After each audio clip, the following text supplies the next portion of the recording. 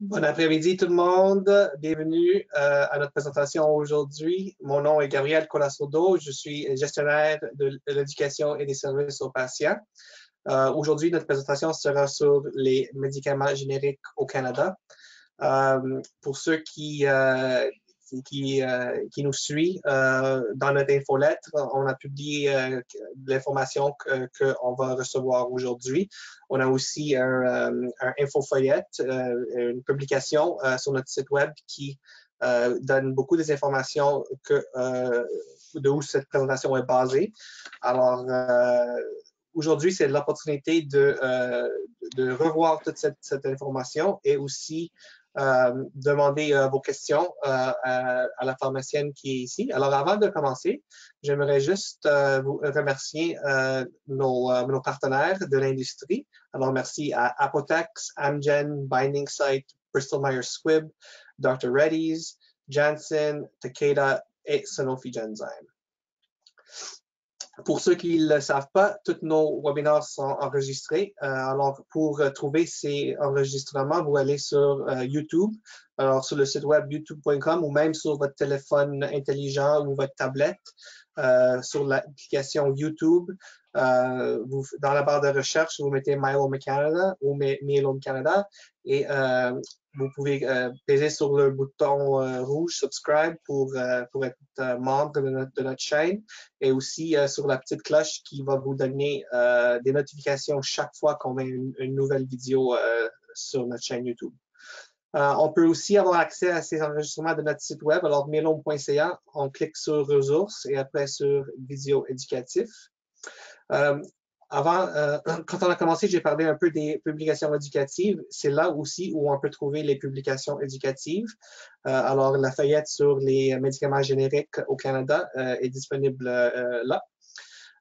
Dernièrement, avant la fin de la présentation, on va répondre aux questions. Alors, pour envoyer vos questions sur votre ordinateur, vous tapez la question dans la section questions du logiciel ou même sur votre téléphone intelligent ou votre tablette. Vous pesez sur le bouton questions et vous tapez la question. C'est moi qui vais recevoir les questions et à la fin, on va avoir une discussion avec notre présentatrice. Alors, sans plus tarder, j'aimerais présenter Maggie Clevril, qui est pharmacienne à la pharmacie Michael Assaraf à Montréal. Maggie, merci beaucoup de votre temps aujourd'hui. Tout le plaisir est pour moi. Merci de la présentation, Gabrielle. Aujourd'hui, comme on a dit, on allait parler principalement des génériques. C'est possible que dernièrement, votre équipe traitante vous ait proposé ou vous proposera sans doute de passer à une version générique du Revlimid. Pourquoi? C'est parce que depuis le 1er septembre 2021, des versions génériques des capsules de Revlimid couramment utilisées pour le traitement du myélome multiple sont commercialisées au Canada. Le 10 novembre, les versions génériques ont été ajoutées sur la liste de la RAMQ au Québec. Et depuis cette date, la RAMQ et certaines assurances privées ne couvrent que le coût du générique. Au Québec, ce que ça signifie aussi, c'est que l'aide financière qui était fournie par le programme de soutien aux patients Revade ne sera plus offerte vu que Revade n'est plus impliqué dans la distribution du médicament avec les génériques qui sont arrivés. Donc, pour les patients RAMQ, il y aura un montant à payer pour le médicament. Le montant, il varie entre 0 et 96 $ avec des paliers 55 ou 96. Et les assurances privées, c'est à peu près 10% du coût du médicament qui sera défrayé par le patient. On est aujourd'hui pour se demander ce que c'est qu'un générique. Un générique, c'est une copie presque similaire au médicament original. C'est considéré bioéquivalent. Ils sont créés de sorte à ne présenter aucune différence importante sur le plan d'innocuité. Ça veut dire que les effets secondaires devraient être similaires du générique à l'original, de l'efficacité, du mode d'administration et du mécanisme d'action. L'ingrédient médicinal dans les génériques est le même que pour le médicament d'origine, mais cependant, les ingrédients non médicinaux peuvent être différents. Par exemple, le colorant peut changer ou l'agent liant peut être différent du médicament d'origine, mais les ingrédients médicinaux restent pareils. Pour être vendu au Canada, un médicament générique doit être approuvé par Santé Canada et sa bioéquivalence avec son homologue de marque doit avoir été démontrée. C'est quoi la bioéquivalence? La bioéquivalence, ça signifie qu'il n'y a pas de différence importante entre le médicament et son générique, entre le médicament de marque et son générique. On regarde principalement la rapidité d'absorption des ingrédients médicinaux pour déterminer la bioéquivalence. On regarde aussi ce qu'on appelle la biodisponibilité. La biodisponibilité, c'est la vitesse à laquelle les ingrédients médicinaux atteignent une certaine concentration ou un certain niveau dans le sang. On regarde aussi les effets du médicament sur l'organisme, donc l'innocuité et l'efficacité. Les nouveaux médicaments de marque sont généralement protégés par ce qu'on appelle les brevets nationaux et internationaux et aussi par des exigences de protection des données, ce qu'on appelle une période d'exclusivité de marché. C'est pour ça que pendant un certain moment, on ne peut pas répliquer le médicament original et une fois que le brevet arrive à expiration, c'est là où les compagnies génériques peuvent commencer à créer des molécules génériques du médicament original. À savoir qu'il peut exister plusieurs versions génériques du même médicament de marque. Par exemple, dans le cas du Revlimid, il existe pour l'instant 4 compagnies génériques qui produisent le générique, le lénanidomide. C'est possible que ça augmente aussi. Les entreprises qui ont créé ou qui mettent au point des médicaments génériques et qui veulent qu'ils soient commercialisés au Canada doivent remplir ce qu'on appelle une présentation du médicament générique qui sera examinée par la suite par Santé Canada. Les fabricants des médicaments génériques doivent mener des études auprès de volontaires humains pour établir la bioéquivalence du médicament générique avec son homologue de marque. Les 2 médicaments sont pris habituellement par 2 groupes différents à la même dose, de la même manière. Par exemple, soit par la bouche, soit par injection. Pour chaque groupe, la quantité d'ingrédients médicinaux dans le sang est mesurée à des moments précis pour calculer la vitesse de biodisponibilité du médicament. Les résultats des données des études sont fournis dans la présentation du médicament générique. Dans cette présentation, la compagnie générique va aussi fournir des données sur l'absorption, la distribution et l'élimination du médicament. À savoir que la présentation du médicament générique doit également contenir des informations sur comment le médicament est fabriqué, c'est-à-dire les procédés, la quantité d'ingrédients qu'on a utilisés, les ingrédients, et on doit aussi tester le médicament avant d'être distribué ou vendu. Alors, comment les soumissions de médicaments génériques sont examinées au Canada?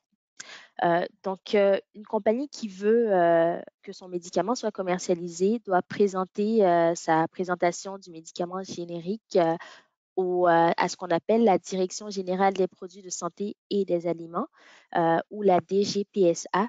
Ça, c'est une partie de Santé Canada. Le processus d'examen avec la DGPSA comprend une évaluation approfondie des informations présentées. Alors, ça peut nécessiter une consultation par des conseillers externes et des comités consultatifs. Ça garantit que le médicament répond aux exigences réglementaires, notamment en matière de bioéquivalence et d'équivalence pharmaceutique. Et ça évalue aussi que l'information sur le médicament, l'information en fait sur le médicament qui sera fourni aux professionnels de la santé. Ça, c'est les feuillets d'information et les brochures sur les produits. Qu'est-ce qu'on fait si son corps réagit différemment à un médicament biologique? Alors, il est à savoir qu'avec toutes les évaluations qui sont faites avec les médicaments génériques, c'est très rare que le corps va réagir différemment. Les cas d'allergie sont assez rares et les allergies, c'est plutôt aux ingrédients non médicinaux s'il y a une allergie. Si, quand même, c'est votre cas, si vous réagissez différemment aux médicaments biologiques, l'important, ce sera de toujours mentionner à votre équipe traitante que vous avez changé de médicaments génériques récemment. Et par la suite, ils pourront évaluer la possibilité d'allergie ou si c'est pas assez efficace selon vous, ils pourront aussi évaluer ça. À savoir un rappel important général avant de prendre le moindre médicament, qu'il s'agisse d'un produit générique ou d'un produit de marque, c'est toujours important de demander à votre médecin ou à votre pharmacien les effets secondaires attendus et aussi les effets secondaires graves, les précautions à prendre et quand se présenter à l'urgence. Maintenant, je vais faire un petit mot sur la pharmacie Michaela Saraf, c'est la pharmacie où je travaille. Nous, on a une pharmacie située à Montréal. On a une grande expérience avec les produits et les médicaments de spécialité parce que la plupart de nos patients en prennent. On offre de nombreux services à nos patients afin de leur permettre d'avoir les meilleurs résultats possibles avec leur traitement. Ainsi, nos patients ont accès à une ligne directe vers 10 pharmaciens en tout temps pendant nos heures d'ouverture. On effectue aussi le suivi de la thérapie de nos patients et la surveillance des résultats de laboratoire. Et nous effectuons aussi une collaboration très étroite avec l'équipe de soins. On communique souvent avec les médecins et les infirmières pour s'assurer du suivi du traitement. Et on offre aussi des services de suivi avec les assurances pour que le patient n'ait à s'inquiéter de rien, juste de son traitement. Et finalement, on offre de la livraison à domicile partout au Québec assez rapide. Et si jamais vous avez besoin de plus d'informations, ça nous ferait plaisir d'en parler avec vous. Euh, et finalement, est-ce que vous aviez des questions? Merci beaucoup, Maggie. La réponse, c'est oui. On a reçu quelques questions ici. Avant de passer aux questions, j'aimerais juste, à la fin, vous avez donné de l'information sur votre pharmacie et sur les services. Et beaucoup de fois, quand on a des questions, on dit, oh, demandez à votre médecin, demandez à votre médecin. Mais c'est aussi le pharmacien et la pharmacienne qui peuvent nous aider avec beaucoup, beaucoup de choses à comprendre les médicaments et pour aider avec d'autres aspects, d'autres dossiers. Alors, merci pour tout ça. Tout à fait. La première question que j'aimerais demander, c'est à la fin de la présentation, on a parlé un peu des effets secondaires ou des réactions allergiques qui sont toujours possibles. Alors, est-ce que dans certains cas, disons que quelqu'un fait une réaction allergique avec la version générique de la drogue, est-ce qu'il y a de l'opportunité de retourner vers le médicament de nom et de l'avoir peut-être sans frais? Est-ce que c'est un scénario qui pourrait arriver? Oui, tout à fait. Ça pourrait arriver, mais ça s'appliquera malheureusement pas à tous les patients. Vu le prix du médicament de marque, on va vouloir essayer toutes les options avant de penser à retourner aux médicaments de marque.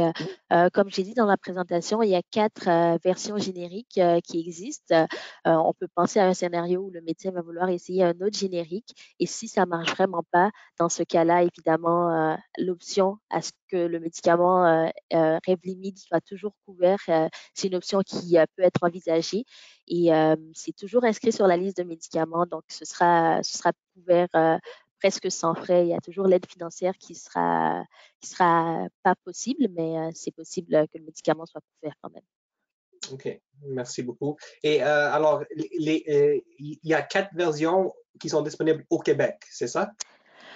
Au Canada, quand ça, c'est vraiment pour l'instant, c'est 4, mais quand c'est approuvé au Québec, c'est tout le Canada, c'est Santé Canada. Mhm, mhm. OK.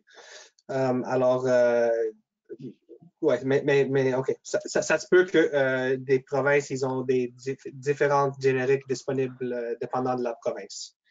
Oui, Euh, peut-être, oui, c'est vrai que je pars pour le Québec, mais ça peut être différent d'une province à l'autre. Merci. Alors, on a dit il y a 4, on a parlé des effets secondaires. Euh, on a parlé un peu au début de la présentation que toutes les données scientifiques, ils sont revus par Santé Canada pour approuver les médicaments génériques. Alors, où est-ce que quelqu'un pourrait trouver l'information sur la bioéquivalence d'une générique? C'est une très bonne question. L'information sur la bioéquivalence va être disponible dans la monographie du produit en tant que tel. Il y a une partie information scientifique. C'est une lecture assez longue, mais pour les patients qui sont intéressés à en apprendre plus, je les invite à aller sur la monographie des produits. Il y a toujours une section information scientifique qui informe sur ça. Mhm. Et ces informations-là, est-ce que quand on reçoit notre médicament, est-ce que ça vient avec? Quand on reçoit le médicament, on donne pas la monographie au complet parce que les monographies peuvent des fois faire 100 pages et plus. Mais le pharmacien, quand il donne le médicament, va donner ce qu'on appelle la partie 3 de la monographie, c'est les informations pour le consommateur, ou va donner une version de ça. Parce que l'information, des fois, elle n'est pas digeste. 100 pages pour un patient, ça peut faire beaucoup. Quand l'information peut être résumée, on le fait pour les patients. Merci beaucoup. Alors, les données complètes sont disponibles sur le site web de Santé Canada. Oui, et si un patient est intéressé, il peut aussi demander à son pharmacien qui va pouvoir lui montrer, le diriger vers les données complètes. Merci beaucoup. L'autre chose qui est particulier avec ce type de médicament comme l'analidomide, c'est que il y a un programme qui vient ensemble. C'est avec le Revlimid, c'était le Revaid. Et alors maintenant, qu'est-ce qui arrive avec ça? Le programme Revaid existe encore. Il y a 2 produits génériques qui vont être distribués par ce programme-là, mais avec le Revaid, en addition au programme Revaid, il y a aussi 2 autres programmes pour les 2 autres compagnies génériques qui existent. Pour Revaid, la partie soutien financier va être presque inexistante, vu que le soutien financier est maintenant presque interdit, à part sauf exception, mais le programme de soutien aux patients, le programme de distribution Reveil va quand même exister pour les autres génériques et le produit original. Et on a parlé de ce soutien financier qui était interdit. Alors ça résulte en des frais. Et je pense que vous avez dit entre 50 puis 96 dollars, quelque chose comme ça. Exactement, il y a 3 catégories de personnes. En fait, ça, c'est pour les patients RAMQ. Il y a 3 catégories de patients RAMQ. Il y a des patients RAMQ qui n'ont pas de contribution, alors ce serait 0 pour eux. Mais certains patients doivent payer à peu près 55 par mois, et d'autres patients doivent payer 96. C'est vraiment 3 catégories. Ces montants, chaque année, augmentent avec l'inflation. C'est cette contribution, malheureusement, qu'on demanderait aux patients, vu qu'il n'y a pas le programme pour payer pour ça. Ouais, alors, en fin de compte, dans le passé, c'était couvert, mais là, c'est plus couvert.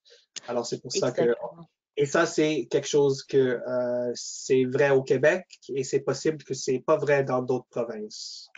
Exactement. Au Québec, c'est une nouvelle loi, ça date de cette année, mais dans les autres provinces, évidemment, l'aide financière pourrait encore s'appliquer à certaines conditions. Merci beaucoup pour cette clarification.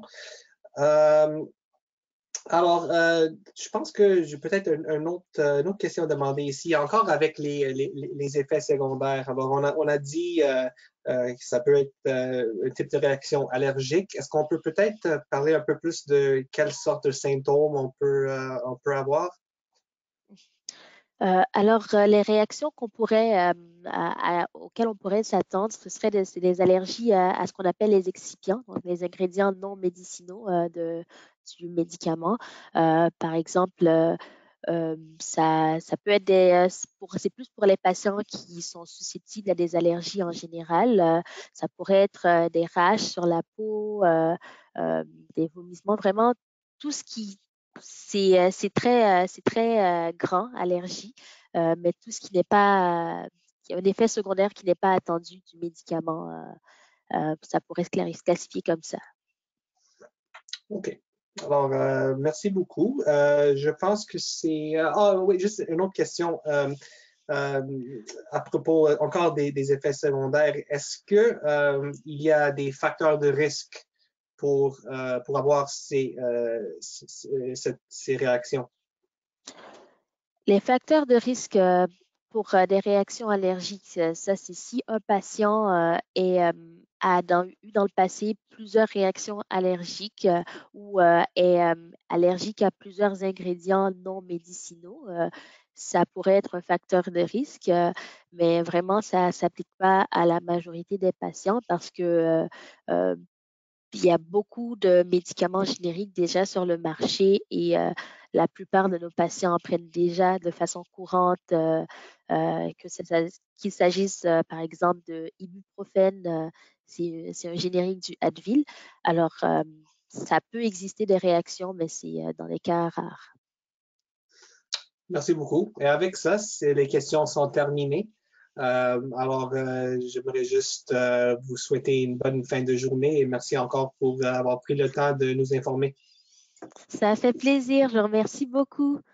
Bye, Bonne bonne soirée. fin de journée. Bye.